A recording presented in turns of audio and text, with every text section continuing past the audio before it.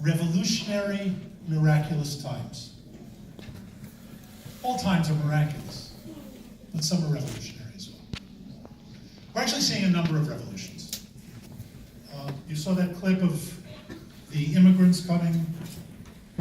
That's a revolution. God is bringing his people home.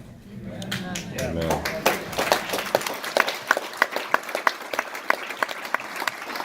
we shouldn't be terribly surprised. It says it countless times that he's going to do it. And I'd like to start by reading some verses from Jeremiah 31, just to get us into the sort of frame of things. By the way, in the Hebrew, the verses are numbered differently. I'm reading from the English. Can I do it in Hebrew? I'm going to get to the Hebrew, I promise you. Starting with verse 7. For thus says the Lord, sing aloud with gladness for Jacob, and shout for the head of the nation on account of the chosen people Israel. Proclaim praise and say, the Lord has saved his people, the remnant of Israel. Sounds a little bit like what's going on today. Behold, I will bring them from the north country and gather them from the uttermost parts of the earth, and among them will be the blind and the lame and the woman with child, and she who labors in childbirth together, a great company. They will return here to Jerusalem. It's pretty revolutionary, maybe a couple of thousand years. But the real revolution actually comes in the verse before all of that. Again, in the Hebrew it's verse 5. In the English version it's verse 6. For there shall be a day when the watchmen of the hills of Ephraim shall cry out, arise and let us go up to Zion, to the Lord our God. So what's so revolutionary about that? The Hebrew, the word watchman is an unusual word. And by the way, the translation here, as in many issues of translation, is imprecise. Because the Hebrew word that's used in that verse is notzrim. Now, first of all, it's imprecise because a notzer is not a watchman, but a guardsman. A watchman is a mashkif, a tzofeh, someone who's up on a tower who calls out danger. A notzer or a noter, interchangeable letters, is one who locks the gates and guards them.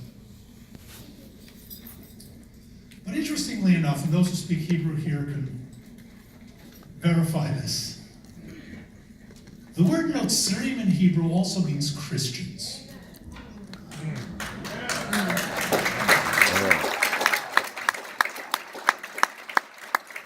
Remind me, this is Jeremiah. Wow. Written some, in Israel, what you call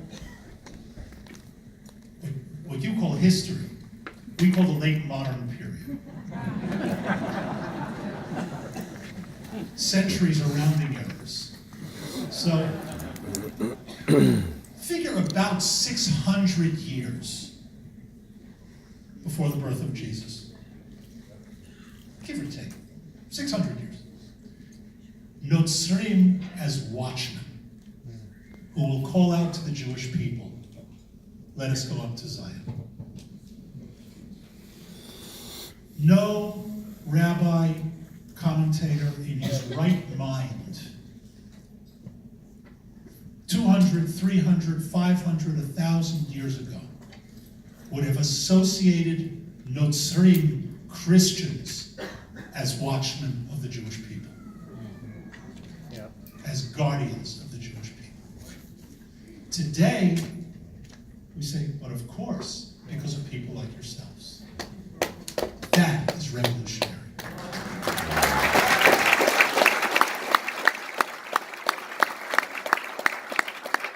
So welcome to the revolution. I want to say a few words about the another revolution, the American Revolution of this past year, not the one of 1776.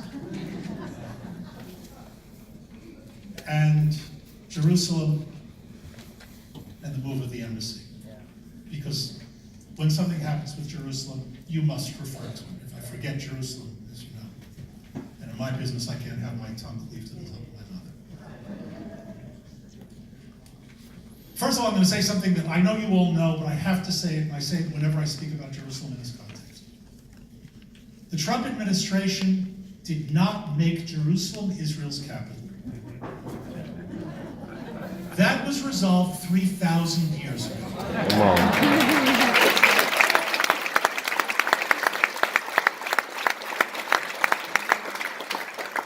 What the president did was bring American policy in line with reality.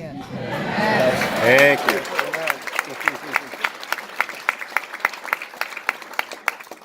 Which should be trivial, but is not. I'll come back to that in a bit. I will tell you that any policy not based in reality is a bad policy by definition. A policy based in reality could also be a bad policy, but one that's not based in reality must be a bad policy. So that's a good thing.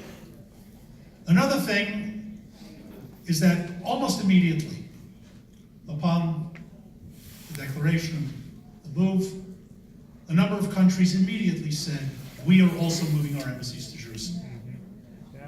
And today, some 36 countries are discussing the movement of their embassies to Jerusalem with Israel's foreign ministry.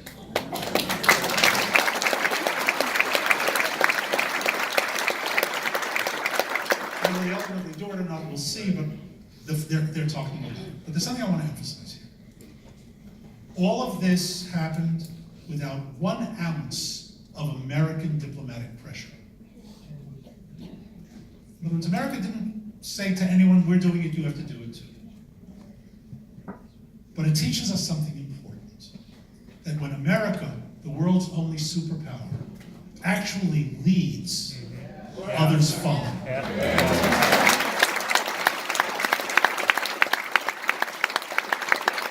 Because the word from behind is called following.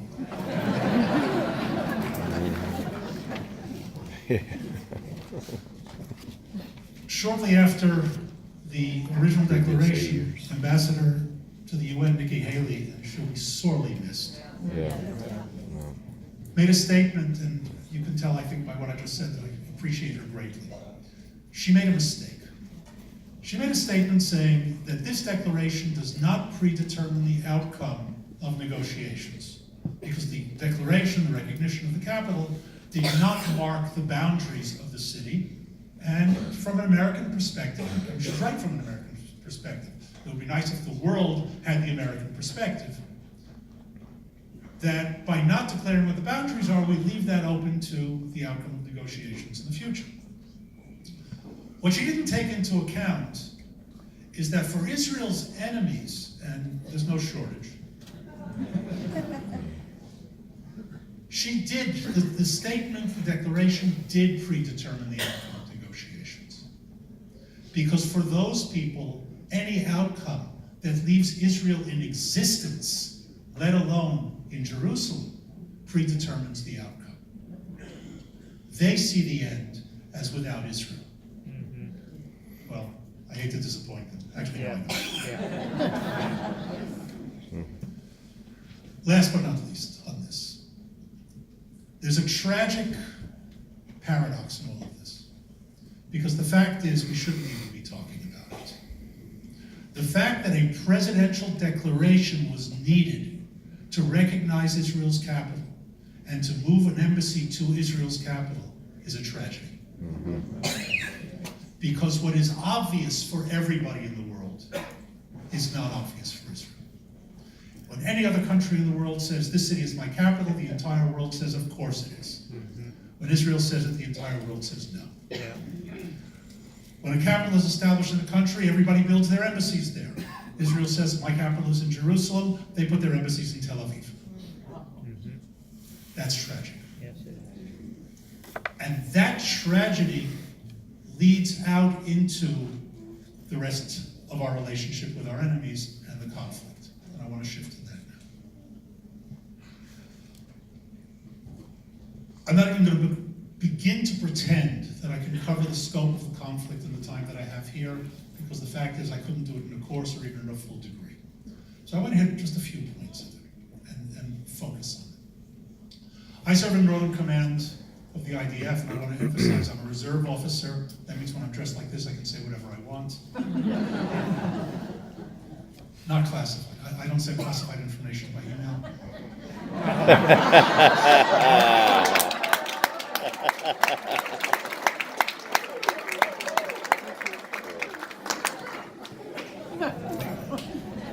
But I can at least express my opinion. We face the threats on the Lebanese and the Syrian borders. And not just because of sort of hometown northern preference. The news that you've been watching, if you've been following the news in Israel, of what's going on out of Gaza, tragic as it is, and it's tragic for both sides. There are people getting killed, and that's a tragedy. Gaza is a sideshow. It's a security threat, and I don't belittle it. And the people down there are suffering, and the people in Israel who live outside of Gaza with rockets falling, and a house was destroyed earlier this week. Absolute tragedy. Hamas does not have the military strength to threaten Israel existentially. So it's noise, and again, I repeat tragedy, I don't make light of it. But what keeps us up at night is what we face to the north. Iran is on the move in Syria. The country of Syria has basically collapsed. Bashar Assad is going to hold on, and I can tell you, I foresaw that from the beginning. I won't tell you all the ones I got wrong. But that one I got right. And with it, Iran is on the move. And I want to say a few words about Iran, because I think the background here is important. And it's important for all of us to understand. When Khomeini came to power in 1979, this is not going to be an elaborate history, it's going to be a couple of points. But when Khomeini came to power in 1979, he made a number of statements. And nobody was paying attention. You have to tell, I liked Khomeini. Not the way you think. I like Hamas, I like Hezbollah, I even like Putin. I like honest murderers. Come on. Because they make my job as a political analyst that much easier. Political, military, strategic analysis boils down essentially to two things. They're called capabilities and intentions. And usually it's easier to predict capabilities and assess capabilities than intentions. I know what he's got, I don't know what he's going to do. Look at Korea, North Korea. America knows exactly what North Korea has. What is he going to do? He doesn't even know. With these guys, I don't have that problem, they tell me. And here's a really important rule, paraphrasing Elie Wiesel. It's more important to listen to your enemy's threats than your friend's promises. So let me give you some examples. When Hamas's charter begins with the words, Israel will exist until Islam obliterates it, I don't have to do a lot of guesswork there, do I? When the Iranian leadership says Israel's a cancer that needs to be wiped off the map, I wonder what their plan is. By the way, when Iran says death to America, what do you think they really mean? Very good. See, you're getting this. You know that Iran celebrates Death to America Day every year in November? Oh, you didn't know it, now you do. You celebrate Thanksgiving, right? Similar.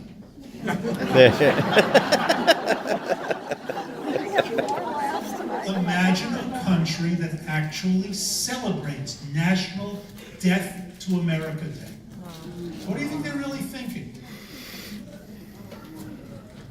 Building ballistic missiles that can carry nuclear weapons to the United States, a nuclear weapons program to put nuclear weapons on those ballistic missiles and bring them to the United States, and Death to America Day every November.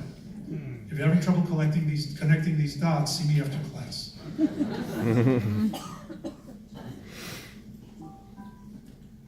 Khomeini said they were going to build an Islamic Republic, they did it. He said we're at war with our greatest enemy, the great Satan, the United States of America. Israel's the little Satan. When Khomeini was talking about the great Satan and the little Satan, He was speaking not in geographical terms, he was speaking in theological terms. America is the great evil in the world, from their point of view. By the way, don't take it seriously. When evil people call you evil, it's not so bad. We're the little evil in Israel. We're in close proximity, though, so for us it's sort of upfront and personal. But don't worry. They're looking at America, too. He also said we're going to resurrect the Persian Empire. And if you don't know what that means, open the book of Esther. 127 provinces, India to Ethiopia, we know historically with European aspirations, a global empire. They mean it. They mean it. Iran and America have been at war since 1979, and one side doesn't recognize it, and that side is not Iran. America gave them $150 billion a few years ago. Brilliant active strategy. It was your tax dollar. Excuse me. First of all, I'm not going to get into American politics. I'm an honor graduate of the Israeli Army Mines and Demolitions course. The first thing they teach you is don't walk into a minefield. But may I remind you that in addition to a president, there's a Congress? Or was there? There's a Senate that's supposed to approve, advise, consent, or go to sleep. So I'm not absolving anybody on this one. America did it. And it has to be a lesson to us. It has to be a lesson to us. Because whether you like him or don't like him, I'm not going to get into politics. Whoever the him is that you think I just said. It's not a one-man show or a woman show. There's an entire system. And if the system lets it happen, well, I'll come back to that, what that means for you. Iran, through the years, in the 1980s, built an organization in Lebanon called Hezbollah, the Party of God, the most dangerous terrorist organization in the world today. I'm not going to give you a long history, I just want to tell you a couple of things and bring it very quickly up to date on what it means. Hezbollah brought suicide terrorism to the world. Not Al-Qaeda, Hezbollah. Today they operate on every continent. They've infiltrated the United States of America in very large numbers. They've killed lots of Americans in lots of places, not the least of whom 241 Marines in a Marine barracks in Beirut in the 1980s. They control the land north of our border with Lebanon. Hezbollah controls Lebanon. There are two armies in Lebanon today. The second most powerful one is the Lebanese army. There are 60,000 Hezbollah troops on our northern border. They have anti-tank, anti-air, anti-ship capability. They are set up in assault companies to take land in northern Israel, take population centers, and kill everyone they can get their hands on. And they have a rocket capability of some 250,000 rockets. That makes them more powerful rocket-wise than any member of NATO except for the United States of America. So you understand when I talk about Hamas as a sideshow, get a sense of the contrast. 1, 2, 3, 5 rockets by Hamas is terrible. Hezbollah has the ability to hit virtually every city in Israel except for Eilat at the very, very southern tip of the country.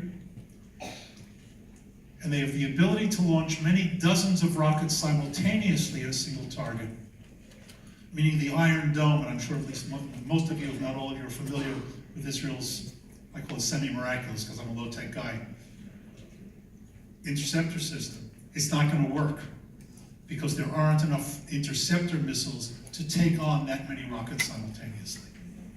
Their plan is to fire, listen closely, 2,000 rockets a day into Israel's population centers.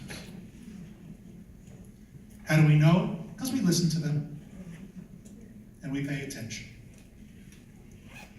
When that happens, not if, when that happens, Israel's going to be in an existential threat situation.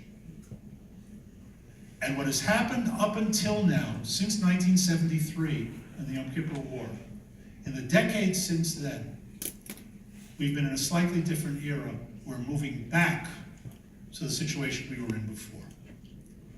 We've been in a situation or an era that I refer to as luxury war. I gotta explain that because it's a weird term. Luxury war doesn't talk about the guys on the ground. There's no luxury when they're shooting at you. For the decision makers, there can be luxury. Because the difference between luxury and crisis and decision making is based on time. If you have time, you have luxury. By the way, it's true on a personal basis as well. If you have an issue you have to deal with, it could be a very serious issue. If you have time, you have luxury in your decision making. It doesn't mean you'll succeed. The outcome is different here. But you can get advice, you can gather resources, you can even maybe trial and error. You have to take that same issue, have to deal with it right this second, and it's a crisis. When 2,000 rockets a day are falling on your cities, you don't have time. You have to act immediately and sharply. What that means is that what we have been preaching and practicing well to ourselves over the past few decades will no longer be able to work. And that is to be the most ethical army in the world. We do everything we possibly can to protect enemy civilians. By the way, they do everything they possibly can to kill their own civilians. But that's not my issue. My job is to protect life. If I can do it. I want to give you a couple of examples of what that means before I come to what it means not to happen. I'll just give you one example. The Israeli army is the only army in the world that has a unit of soldiers who are native or fluent speakers of the enemy's language, whose sole mission is to call up enemy civilians on their cell phones and tell them, in effect, hey, we're going to be attacking your neighborhood tomorrow morning at 10 o'clock. You shouldn't be home. And then back it up with an SMS. So first of all, consider the amount of intelligence resource that goes into identifying those people, getting their phone numbers, knowing where they live, and so on. The personnel resource of people who are speakers, fluent speakers of the enemy's language, and using them to inform enemy civilians. And most importantly, from a military point of view, what does it mean when you tell your enemy what you're going to be doing tomorrow morning at 10 o'clock? So we do some stuff to sort of confuse the issue if we can, but sometimes they get it right. And that means that operation gets called off because they're waiting for it. That's luxury war, because it means that that objective that should have been taken this morning will not get taken this morning. And maybe not ever, because other things will pick up and continue. You can do that when your population is not under extensive and intensive mortal threat. The next round with Hezbollah is not going to look like that. The last round we fought for a 5-week war in 2006. 4,000 rockets fell on northern Israel in 5 weeks. Now we're talking about that every 2 days. We will not fight a 5-week war of 2,000 rockets a day. Untenable. That means that the next round is going to be violent and fast. Hezbollah is going to have a religious experience. But CNN is going to have a field day. And don't get me started on your media. When I say CNN, it's very, very important to understand. I don't mean the station. I mean the whole fast food news business. Okay, I don't care who you watch. A little different spin this way, a little different spin that way. They're all CNN. CNN stands for certainly not news.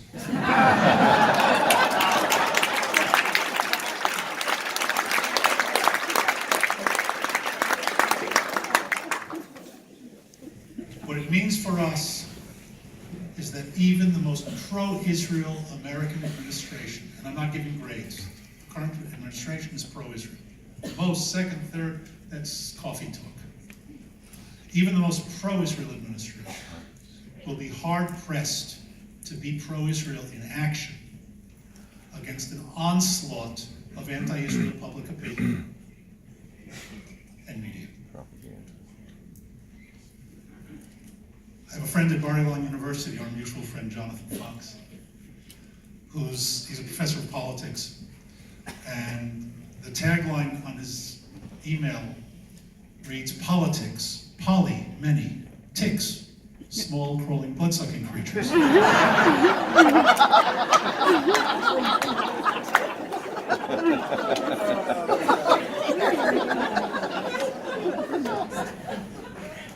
don't care how good the people are. Ultimately, it's about votes. It's about opinion. It's about re-election. And so that's a reality. Like it, not like it, it's reality. The onslaught is going to be there. It's already out there. If the pro-Israel community in America, our friends in America, are not out there, and not after it happens, one of the things I teach junior officers in the Army, he who sets the pace wins the battle. If you're playing catch-up, you lose. That's true in sports as well. You lose. They're already doing it. They're already on the move. If you haven't checked your media recently, do it. It'll get your blood pressure up a couple 100 points, but still. It's there and it's happening. For Israel, this is critical. We have a very clear policy on defense, and it's one that I strongly support, vocally support. We don't want anybody to do the fighting for us. We have an army, thank God, a good one. We'll do the fighting. What we want from our friends is material support, diplomatic support, and with all due respect, get out of our way. And that has not always been American policy. Yeah. We have two friends in the world who vote with us, the United States of America and Micronesia. Why Micronesia? I don't know. They're good people. But you know, if your only two friends in the world are the only superpower in the world in a country with the word micro in its name, we love them, but we need the American support. First of all, for the leadership that I mentioned earlier that was displayed in the embassy, and I can give you other examples, but for lack of time, I won't. And material support, which I'll explain to you in a very simple anecdote, a true story. When Golda Meir was prime minister in the early 1970s, she and Richard Nixon had a very good relationship. One day they were joking, and Nixon said to Golda, if you could have 3 wishes, anything you wanted from America, what would you wish for? And she, without batting an eye, said, I would take 3 of your generals. Nixon said, our generals? Our generals are the best in the world. Which of ours could you possibly want? It's very simple. General Motors, General Dynamics, General Electric.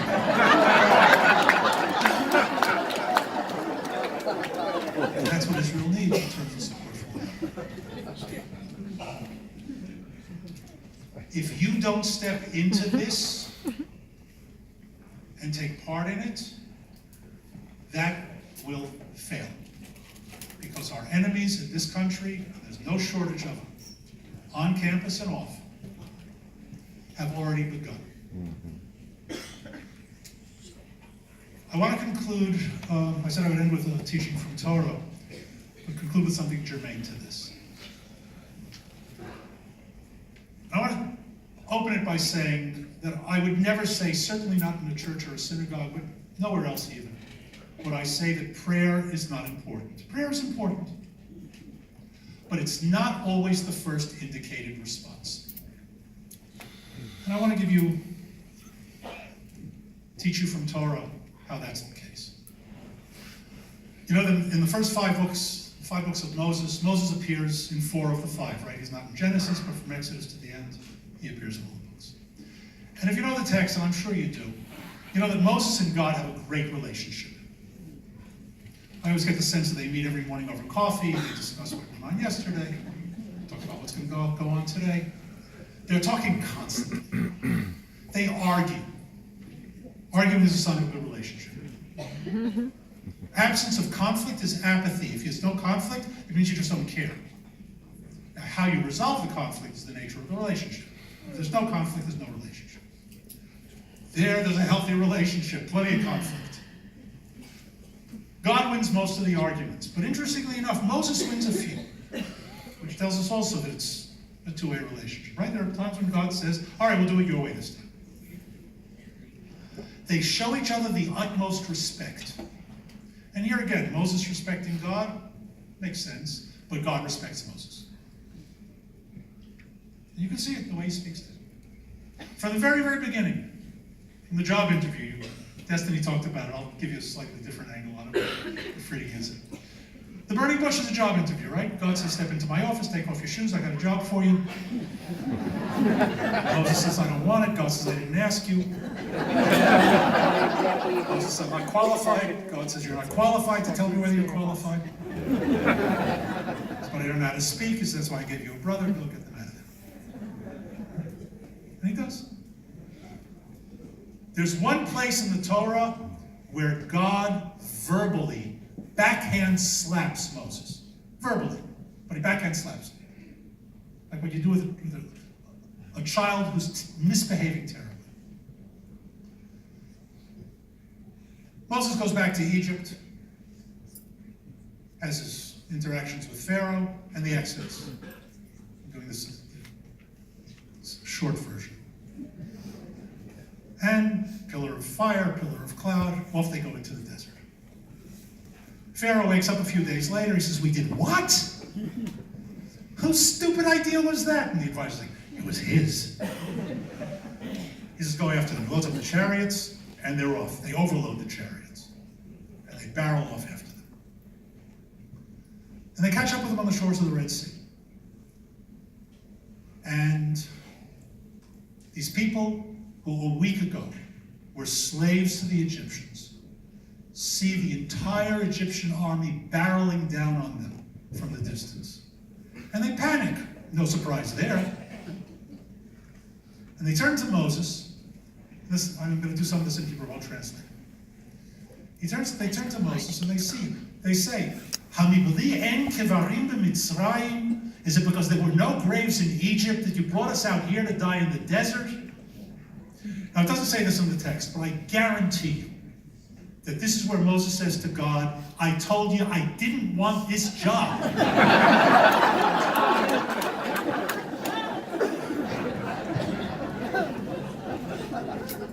He turns to them and he says, look upon the Egyptians. As you see them today, you will never see them again. You're about to see the power of God. Adonai yilachem lachem va'atem tacharishu. God will fight for you, and you will be silent. Wow. That's when God slaps him. That's when God slaps him. Now the next verse is invariably not mistranslated, but not so good in the English. My favorite sort of off-spin is King James, but a lot of them are similar. The English says, God says to Moses, wherefore criest thou unto me? That's not what the Hebrew says. It just doesn't. And even if you don't understand Hebrew, listen to the words, because the words themselves transmit the sharpness of the lesson and of the message. Vayomer Adonai Moshe, God says to Moses, Ma titzak elai. What are you yelling at me for? Wherefore? Wait, what are you yelling at me for? Daber ben Yisrael Yisau. Speak to the children of Israel, they should move. And Rashi, the great medieval commentator, jumps all over what's going on here. And he says, what God is saying to Moses is that my people are in danger. Now is not the time for prayer. Now is the time for action. And I'll add, with all humility, Elliot's commentary to Rashi. There'll be plenty of time to pray when you get to the other side.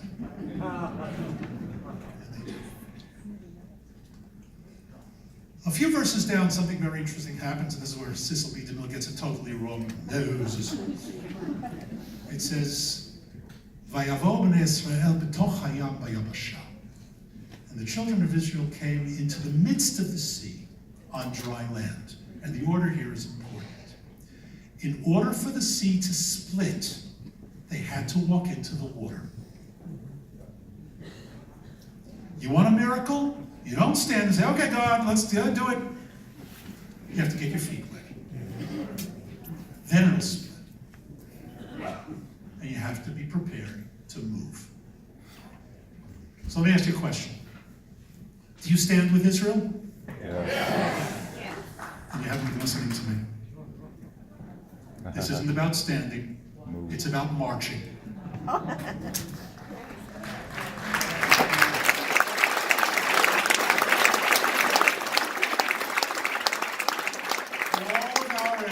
And it's not a coincidence that our enemies are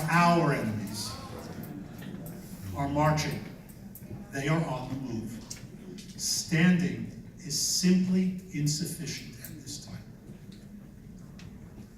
So with that, I want to thank you for being here tonight. Thank you for having me here tonight. God bless you.